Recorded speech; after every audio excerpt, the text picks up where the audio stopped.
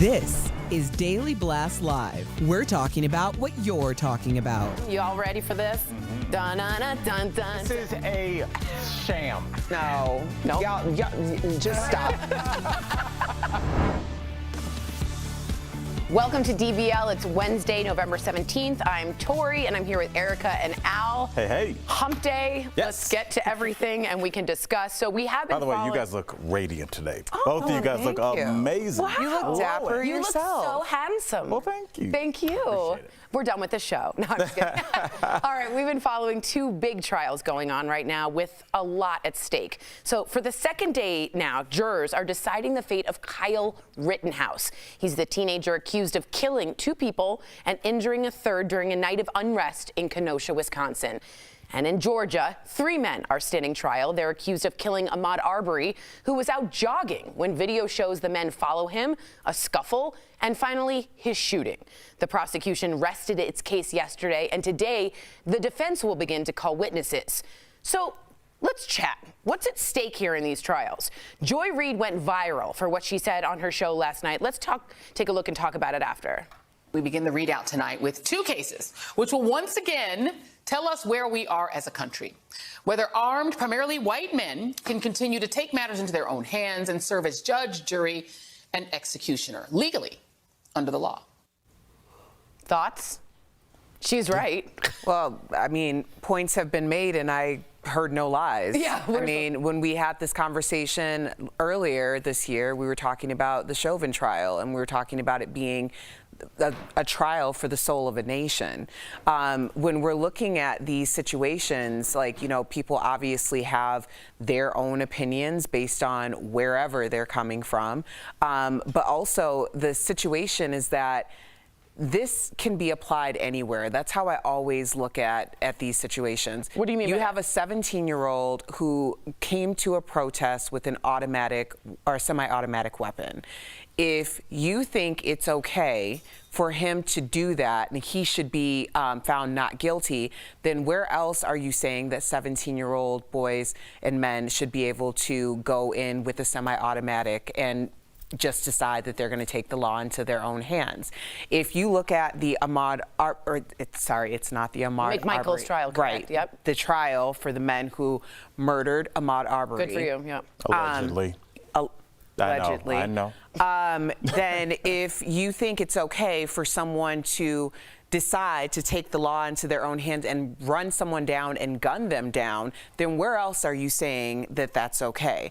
Yes, in the situation with the three men who are allegedly murdered Ahmaud Arbery, there's a race component here. So when we look at it personally, when I look at it as a modern day lynching. If you don't see that same thing, then transfer this case to another place. And I mean, are we having the same conversation? That's a good idea. Where else are you allowed to set this precedent? Al, what do you think about Erica? That's where we were, and I'm not going to speak on it too much because Erica was so eloquent, and really that's how I feel about it. But we are deciding. I talked yesterday with Mark Aguilar about precedent, and I don't know if this is like actual court precedent, but once you say, if you think that kid down there is breaking into that prefab home that's not even built yet, and you can kill him and you can walk, well then we're saying, well then maybe that applies in a lot of, what if they're just some kids hanging around outside of a 7-Eleven and they look like they could be gang members? Can you roll up on them? Like it opens the Pandora's box, Erica, to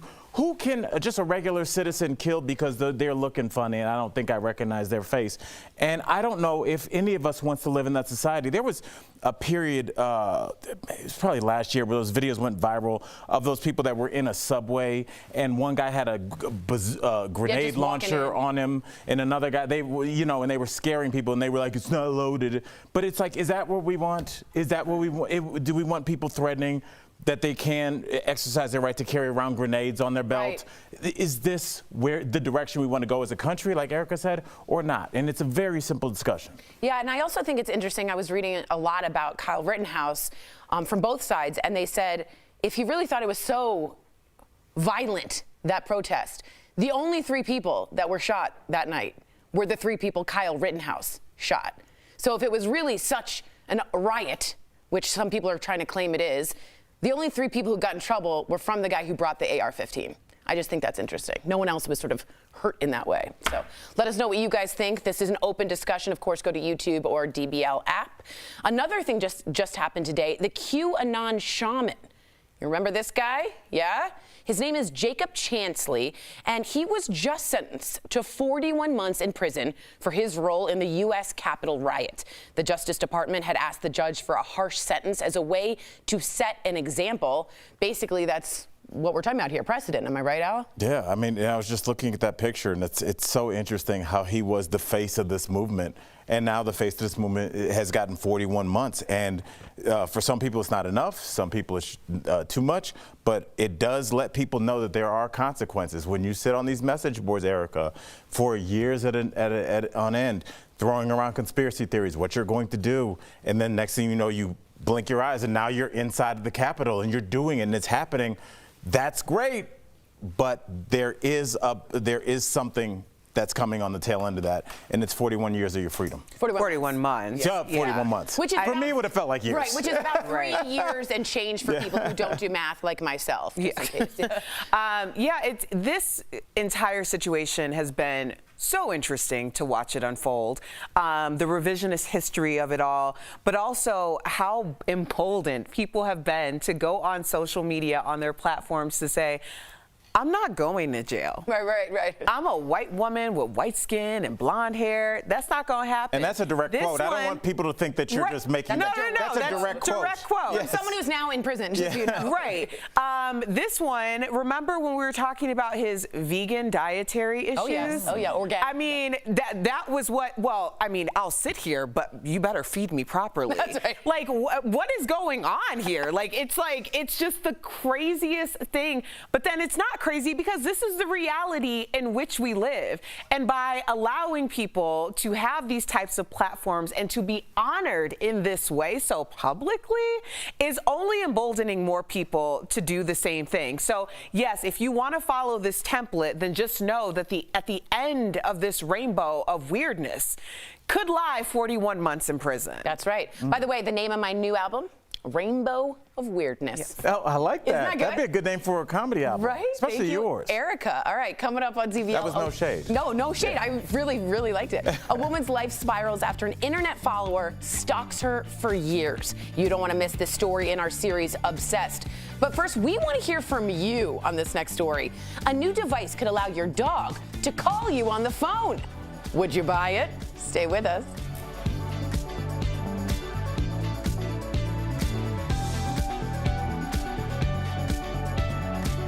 Closed captioning provided by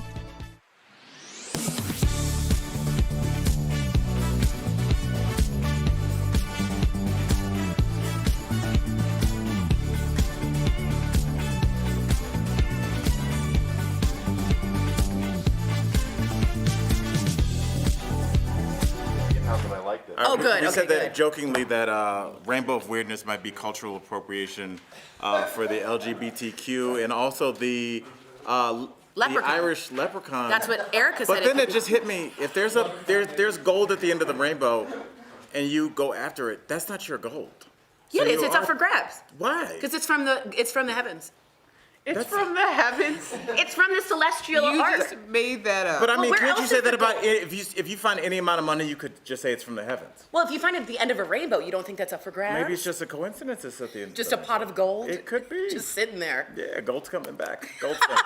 I hear silver's coming back, too. Yes, if you watch Fox News, I know. they're always selling silver coins. Silver. Stop with the silver So much coins. silver. I was like, should I just What buy are you silver? And doing? how does one buy silver? I don't know where you would even use. I remember, because I'm 44. I remember going to the arcade with just quarters. Oh, yeah. That would just weigh down your Yeah, yeah. sweatpants, and they were just. You it's look like so almost like cool. you worked there. Chinga, So many chinga, quarters. chinga, chinga. Man, I think we really forget how important change was at one point. Oh, you know, Erica, I mean, you like hit on my something. grandmother, Big Oh, my Mama, had gosh. a whole chest of just pennies. Yep. And that meant something because I would get a Ziploc bag and just fill it with pennies and then go to the actual penny candy store. Mm-hmm. And I was balling, You're like like out of 1800s. control. That's amazing. Red would have the penny candy store and there were just jars of candy and I could just fistfuls. Yeah. I feel like we're at like the general store. I'm like, can I get a pickle? Like, get in there. Oh man, pickle was 25 cents. With the peppermint stick, 10 cents. Did you guys have the Coin you Star? can eat that all day. The Coin Star was mine, where it's I like love the Coin Coin Star was Star. like when you were in your 20s, and And you're you're like, like, yeah. $40. College. Yeah. That's how you paid for the yeah. keggers. Totally. Coin Star.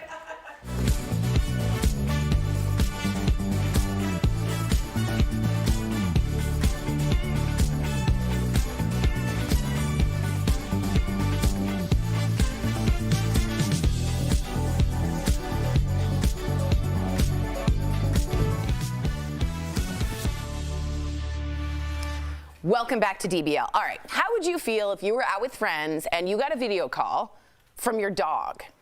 Well, it turns out animal tech scientists, that's a thing, animal tech scientists are working on a dog phone. that sounds like something you make up on the fly at a bar. What do? I'm an animal tech scientist.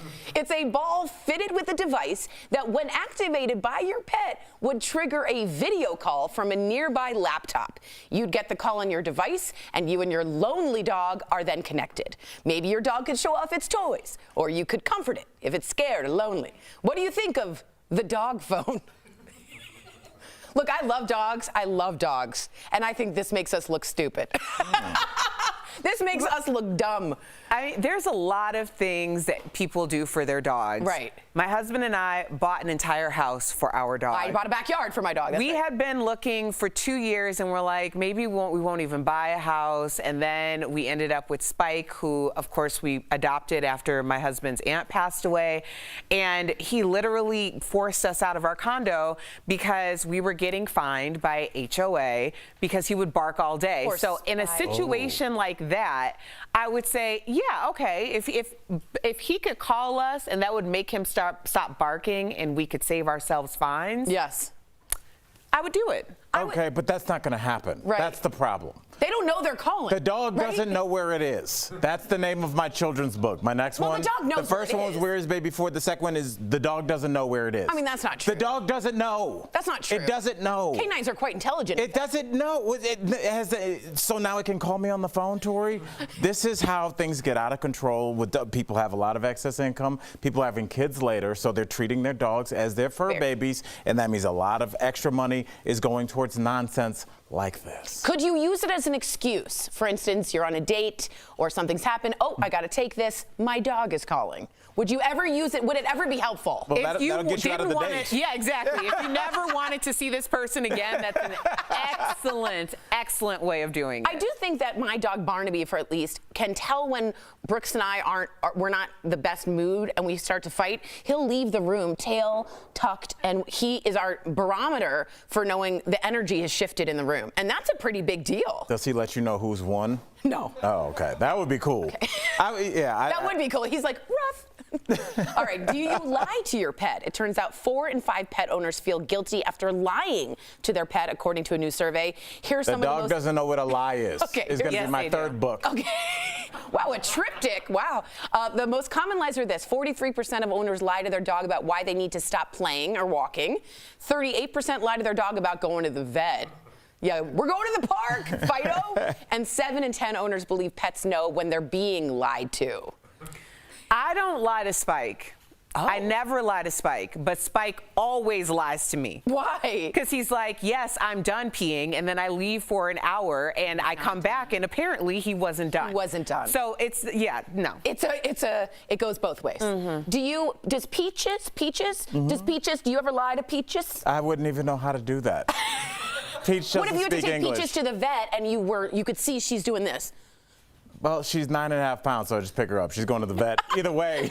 So I don't really need to lie. You don't feel any kind of... Yeah, okay. No, I don't even understand how you lie to your dog. How would you go about doing that? Well, like Barnaby had to go get a tumor removed, and I'm like, we're going to your friend's house. Mr. Dr. Lear loves you. Oh, and you're in trouble because our EP hates when you do the dog voicing. No. I brought it out of you that I did easily. the dog voice. I'm so sorry. Do you know how many viewers we lost? I know. Come back. Please come back. Coming up on DBL, a woman is terrified when a stalker shows up to her doorstep. Our series Obsessed is next, and it's important to watch.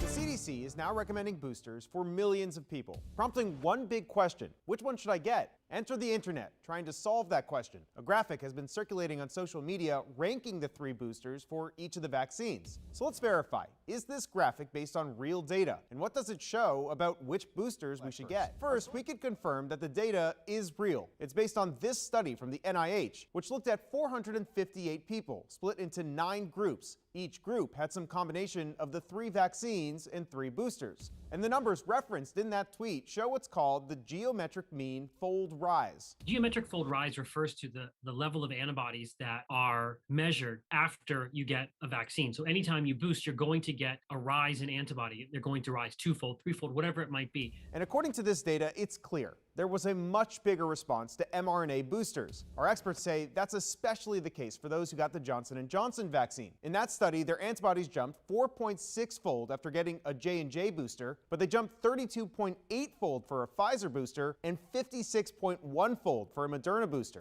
So clearly, J&J, followed by one of the mRNA vaccines, gives you a higher antibody level than if it were followed by J&J itself.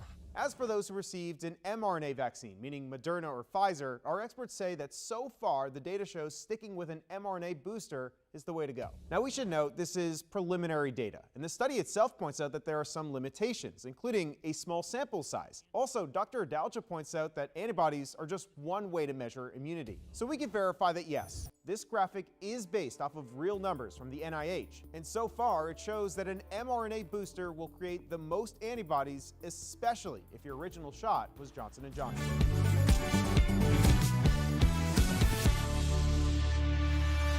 Welcome back to DBL. Abby Furness is a 22-year-old dancer, singer, fire breather, and model whose nightmare ordeal started with a stalker on her birthday. How she became the object of one man's fixation for years, and the toll it took on her career, her life, and her health. That's today's edition of Obsessed. I was in lockdown at my mum's and dad's house, and then I got a message from a man on my OnlyFans that said to me, "Happy birthday, can I drop a gift over to you?" So I said to Jamie, the stalker, I said, "No, you can't come." A few hours later, he turned up at my mum's and dad's house with a bottle of Prosecco and a card, and I was so confused. He asked if I could have a selfie and a hug. So I gave him a hug, we had a selfie, and then he left. My dad said that we needed to phone the police. The police took some statements from me, but I had a contract to work in Spain like 2 days later. They said, "Go to Spain, we'll keep an eye on him."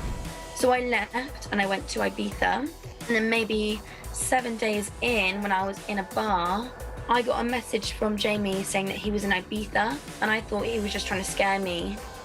But I looked over across from the bar and I saw Jamie sitting on a bench staring at me. I'm so angry with him because he has completely changed me as a person. I have worries that I have never had before, or like anxiety that I'd never felt before. And that is all because of this one guy. Sorry, I'm getting emotional. I used to have really bad nightmares, but they're much better now. I moved out of my house, and I live in a different house now. And he's in prison, so I feel so much safer. I feel like kind of like half of me is dead. Earlier, we spoke with Abby about her harrowing ordeal. You all should take a listen to this. Here's what she had to say. Walk us through this, and perhaps some of our viewers watching, you'll be of some help to them.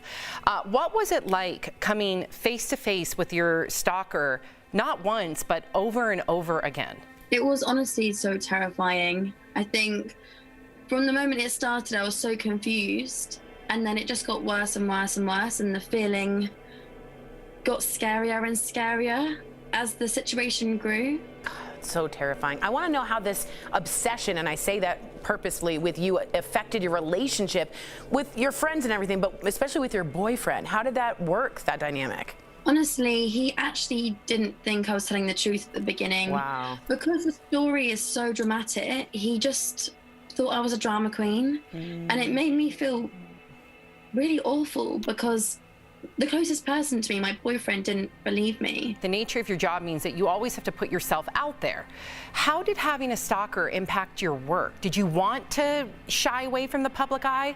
So at the beginning, while I was being stalked, like from day one, I tried to continue as normal, trying to just get my life back, be the same Abby that I was. And then as the stalking increased, I literally just lost all my motivation. I didn't want to perform. I didn't want to do any of my dancing or fire breathing work. I felt disgusting that a guy has fallen in love with me because of this. All right, he's in prison. First off, let's all have a round of applause. But I want to know what your emotions are. Right. I mean, really, how do you feel about the entire ordeal? Now that you can step back a little, Abby, how are you feeling? Walk us through those emotions.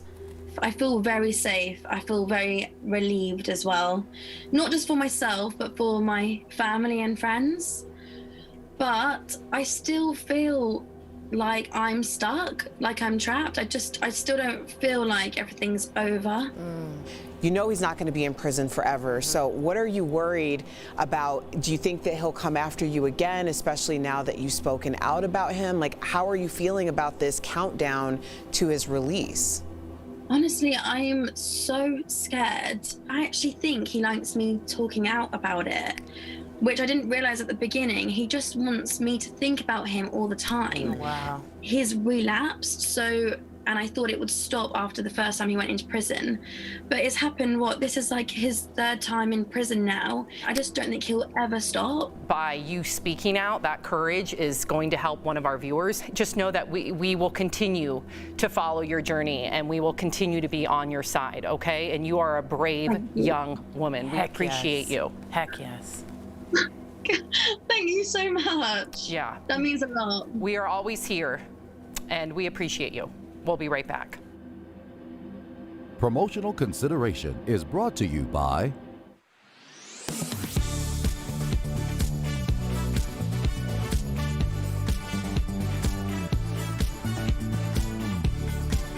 It's no secret, you're paying more at the grocery store for everyday items. But exactly how much is a big point of discussion on social media. Take this video on Twitter from CNN with more than 5 million views, where a family of 9 claims the price of milk is up 40%. So, let's verify. Did the nationwide average price of a gallon of milk go up 40% this year? Our sources are the Center for Dairy Excellence and the Bureau of Labor Statistics. Earlier this year, the family says they were paying $1.99 for a gallon of milk, and the current price is $2.79. But the Bureau of Labor Statistics says the cheaper price was far below average. That just doesn't accord either with our data or certainly with my personal experience. I think I'd have to go back a long time to think of a gallon of milk below $2. The BLS tracks the national average of several grocery staples and says in September 2020, milk was $3.45 a gallon. A year later, the price was $3.59, an increase of 4%. That segment sort of made it sound like inflation was driving that solely responsible for driving the cost of that increase, then that's simply not true. The Center for Dairy Excellence says everything from freight to processing to packaging and even a retailer markup all contribute to the increase. Meanwhile, the CDE says the price farmers actually get for their milk has remained steady over the last year at $1.56 a gallon. So it's false that the nationwide average price of a gallon of milk is up 40% this year. The CDE recommends shoppers watch for deals because some retailers are starting to take a lower cut from milk sales just to keep shoppers coming through the doors. With your Verify, I'm Brandon Lewis. To receive daily fast facts to your phone, text Verify to 202-410-8808. And to sign up for our newsletter, visit verifythis.com/email. There's a claim circulating online about the contagiousness of people who catch COVID-19 after being vaccinated. Maybe you've heard it or seen it. Basically, the claim is vaccinated and unvaccinated people who get COVID-19 are equally contagious. So let's verify. Is this true? To find out, we went to Dr. William Schaffner, an infectious diseases expert from Vanderbilt University's Medical School, Dr. Amish Adalja, an epidemiologist from Johns Hopkins University, and the CDC. We have these two studies sent to us by the CDC. They estimate how much virus is detected in infected people, and they found that the level of virus in vaccinated and unvaccinated people appears similar. However, that's not the whole story on contagiousness. Vaccinated people and unvaccinated people have comparable levels of virus in their throats, so they can both spread. One of the good things about being vaccinated is this duration of shedding of the virus is shorter if you're vaccinated. As you can see, this isn't a simple yes or no. So here's what we know about the contagiousness of the virus. If vaccinated and unvaccinated people get infected, they can have the same levels of the virus in them. However, a vaccinated person will spread the virus for a shorter period of time, which would make them technically less contagious overall.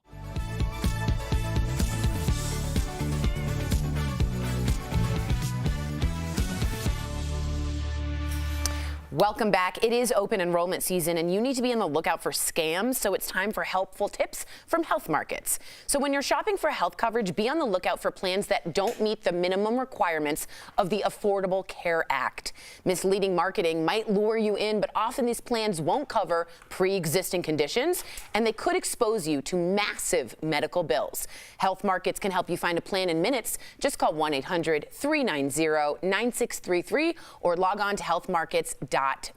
What plan was that brother looking at? I don't know. But before we go, today is National Unfriend Day. It's a day to trim your friends on your social media list, like a purge, if you will. Now, Jimmy Kimmel came up with the idea and suggested posting a status update that says, quote, "I'm moving this weekend and need help.